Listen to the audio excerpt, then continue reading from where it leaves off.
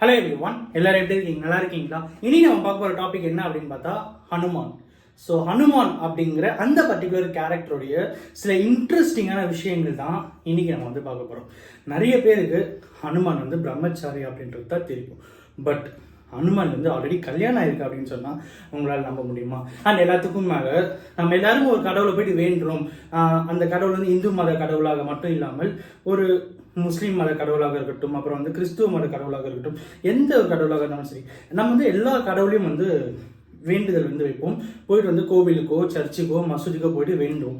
But அந்த கடவுளே நம்ம முன்னாடி வர்றதுக்கு ஒரு மந்திரம் கொடுத்தா எப்படி இருக்கும்? இந்த மந்திரம் சொல்லுங்க, நான் உங்க முன்னாடி வரேன் அப்படின்னு சொன்னா எப்படி இருக்கும்? அந்த பர்டிகுலர் விஷயம் ஹனுமார் அப்படிங்கிற அந்த பர்டிகுலர் கேரக்டருக்கு பின்னாடி இருக்கு அப்படின்னு சொன்னா உங்களுக்கு நம்ப முடியுமா?